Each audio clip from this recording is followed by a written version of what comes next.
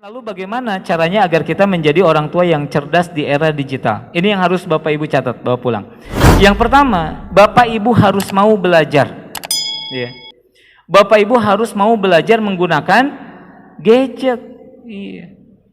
Perhatikan, Bapak Ibu kalau punya anak, handphonenya dipola oleh anaknya dan orang tua tidak mengetahui pola ya yang dibikin oleh anaknya, itu menunjukkan bahwa Bapak Ibu sekalian sedang terancam bahaya pada anaknya. Minimal begini, kalau anaknya mempola handphonenya nggak apa-apa, tujuannya melindungi handphonenya dari adiknya, bisa ada file yang kehapus begitu ya. Tapi selama ia memberitahukan polanya kepada kita, insya Allah anak kita masih ada dalam tahap yang aman. Iya. Tetapi kalau anak kita mempola handphonenya dan kita tidak mengetahui, kemudian minta agar polanya diberitahukan, anaknya tidak ngasih, ini ada sesuatu dengan anak kita. Maka orang tua harus belajar bagaimana cara membuka pola, ya. Nge-googling aja bagaimana cara membuka pola HP merek anu, seri anu, nanti ada caranya. Di-reset sama ibu ya. Di-reset sama bapak. Kemudian yang kedua, Bapak Ibu sekalian, tips jadi orang tua cerdas di era digital adalah monitor gadget anak. Kalau ibu mengetahui polanya, ngobrolnya sehat, ibu bisa jadi teman Facebooknya, ibu bisa jadi follower IG-nya. Jadi apapun yang ditampilkan anak kita di Facebook, di IG, dan di media sosial lainnya, ibu bisa tahu, ibu bisa baca, begitu. Anak kita kalau lagi sedih mungkin nggak cerita ke ayahnya, mungkin nggak cerita ke ibunya, tapi bisa jadi ia cerita di status WA-nya misalkan. Maka ibu harus satu kontak dengan anak ibu di status WA-nya, baik itu mengatasnamakan diri ibu ataupun mengatasnamakan orang lain, sehingga kita tahu, oh anak kita lagi sedih, oh anak kita lagi kesel, oh anak kita lagi kesel ke kita. Nanti kita tahu ya, kita tahu jam 10 kita marahin anak, jam 10 lebih 2 menit anak bikin status kesel, kemudian lambang merah 10. Oh, anak kita sedang sangat marah. Ibu kan bisa minta maaf. Nah, jika ibu bikin kamu kesel, maafin ibu ya. Ibu teh ngelarang kamu sayang. Kan bisa langsung diselesaikan. Dapat dipahami, Bu? Ya. Monitor gadget anak. Kemudian yang berikutnya, tips jadi orang tua cerdas di era digital itu adalah jadikan teknologi sebagai sarana belajar.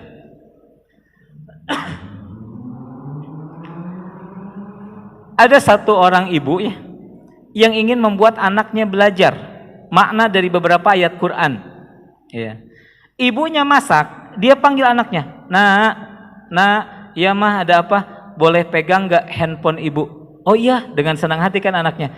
Tolong nge-googling ya, Quran surat Al-Ikhlas ayat 2. Bacakan nak. Ya, artinya apa?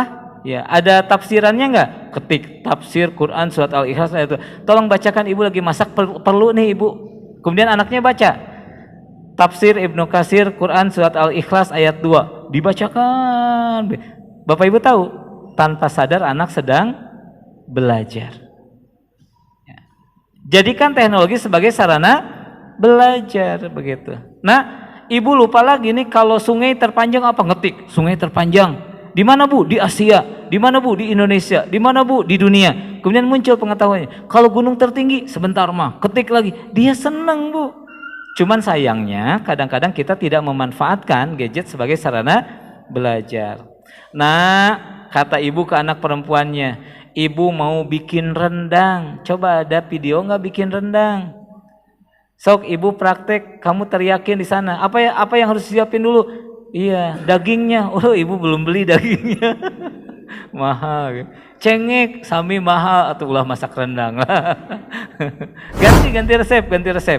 Pokoknya contohnya ini mudah-mudahan dapat difahami ya. Bapak-bapak ya, kalau lihat anak minat apa, coba suruh searching. Coba ayah ingin tahu ada nggak di sana tayangan. Jadi mereka tetap nonton, mereka tetap berinteraksi dengan gadget, tapi dijadikan sarana sebagai sarana belajar. Yang berikutnya, yang keempat, jadilah role model. Ya, jadilah role model. Orang tua tidak cukup hanya memerintah anak melalui kalimat. Lihat. Tetapi orang tua juga perlu memberikan contoh pada mereka bagaimana menyeimbangkan penggunaan gadget dalam kehidupan. Bu, puntennya ibu kan sok main gadget di payunan anak-anak. Nah, si anak-anak teh penasaran dengan ibu, belengeh seuri. Ya, ningali tas nu lucu seuri, kembang sae seuri gitu. Anaknya menyaksikan, meni bahagia si mama, bengah. Itu teh penasaran betul.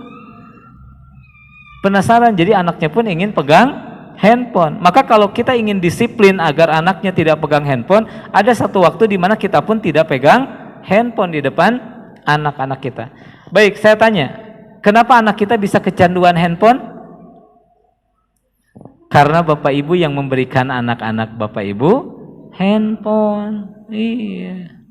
Tak itu nu kudu istighfaran. Astagfirullahaladzim. Yang kelima, wias bener ada lami mumpung hujan. Atur penggunaan gadget. Iya. Strateginya kalau kami, Bapak Ibu sekalian, gadget ada beberapa, tapi yang punya kuota satu, ayahnya. Jadi kalau ayahnya lagi pergi, mereka pegang gadget tapi nggak bisa main kuota, kan nggak seru ya. Kalau ayahnya pulang, pada ngerengek, abi hotspotin dong bi, siap setengah jam ya, yes setengah jam, hotspotin setengah jam, main setengah jam, sudah setengah jam, tutup. Kalau saya sering teriak tomat, tomat, tomat itu kalimat tamat, udah main di handphonenya begitu.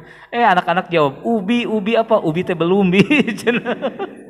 Iya, jadi kalau ada satu sisi kebahagiaan ya, ketika saya bilang tomat, anak-anak dengan manjana aya nu ngarangkul, aya nu nangkup, ubi, tapi saya tidak pernah berubah pikiran. Kalau sudah tomat, nggak ada ubi, begitu. Iya. Atur penggunaan gadget. Kumaha we Bu cara nama, begitu ya. Kumaha we caranya mah, begitu. Atau ibu beliin anak-anak ibu gadgetnya anu lemot. Lamun nonton teh baper sampai kaku gitu kieu wae gitu. Da ibu mahnya ibu nganggo cinit-nit ya, handphone teh nu biasa murang kalihna nganggo handphone nu terbaru ya. Jadi we hambur kuota. Yang berikutnya Bapak Ibu sekalian, yang keenam, ini yang paling penting. Apa itu? Bangun komunikasi yang baik. Iya. Anak lagi nonton, kita duduk di sampingnya, lagi nonton apa nak? Nonton ini, seru nggak ini? Seru dong bi, lihat ini bisa dibikin ini, ternyata botol bekas itu bisa dibikin ini, bisa dibikin ini, bisa dibikin ini, bisa dibikin ini. Atau anak nanya, Abi, tahu Habib nggak? Habib apa? Keturunan Rasul? Bukan, yang gulat. Oh Habib Nurmagomedov. Iya, anak saya pernah nanya gitu, saya pernah salah. Emang kenapa jagoan ya bi ya? Iya. Kemudian mempraktekkan dan lain sebagainya. Kemudian kita kawal. Nah, hati-hati sama adikmu, hati-hati sama orang lain. Itu ya, disebutnya porno aksi. Ya, dijelaskan. Apa itu porno aksi? Ya, kita melihat kekerasan, kemudian bisa saja kita menirunya. Jadi ada pendampingan, ngobrol dengan anak kita. Kemudian yang ketujuh, Bapak Ibu sekalian, nah ini yang paling penting di antara yang penting ketika Bapak Ibu ya mengajari anak Bapak Ibu sekalian. Apa itu?